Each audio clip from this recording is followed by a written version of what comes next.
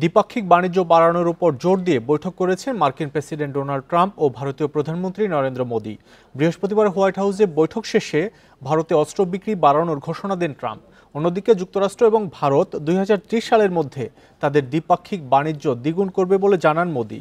Russia Ukraine যুদ্ধ নিয়েও দুই নেতার মধ্যে হয় আলোচনা। New Zealand dairy, excellence in quality. মার্কিন প্রেসিডেন্ট হিসেবে ট্রাম্পের দ্বিতীয় মেয়াদে চতুর্থ বিদেশি নেতা হিসেবে যুক্তরাষ্ট্র সফর করেছেন ভারতের প্রধানমন্ত্রী নরেন্দ্র মোদি। বৃহস্পতিবার হোয়াইট হাউসে বৈঠক করেন ট্রাম্প ও মোদি। বৈঠকে দ্বিপাক্ষিক বাণিজ্য বৃদ্ধি সহ উঠে আসে সমসাময়িক নানা ইস্যু। বৈঠক শেষে এক সংবাদ সম্মেলনে ভারতে অস্ত্র বিক্রি বাড়ানো হবে বলে জানান ট্রাম্প। তাছাড়া দিল্লিতে F-35 যুদ্ধবিমান সরবরাহ করা হবে বলেও জানান তিনি। এই বছর থেকে আমরা ভারতে অস্ত্র বিক্রি বাড়াবো। তাছাড়া আমরা দেশটিকে F-35 যুদ্ধবিমান সরবরাহ করব।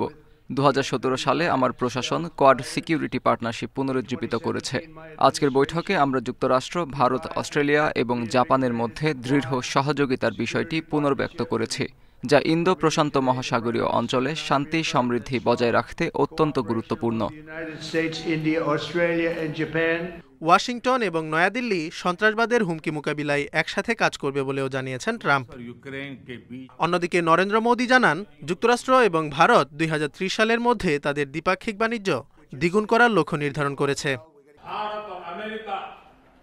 আজ আমরা ২০৩০ সালের মধ্যে দ্বিপাক্ষিক বাণিজ্য দ্বিগুণের বেশি করে $৫০০ বিলিয়ন পৌঁছানোর লক্ষ্য নির্ধারণ করেছি।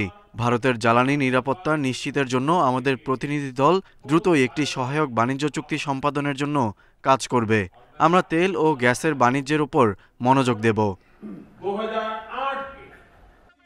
যুক্তরাষ্ট্রে অবৈধভাবে বসবাসকারী ভারতীয়দের ফিরিয়ে আনতে দিল্লি প্রস্তুত বলেও জানান মোদি।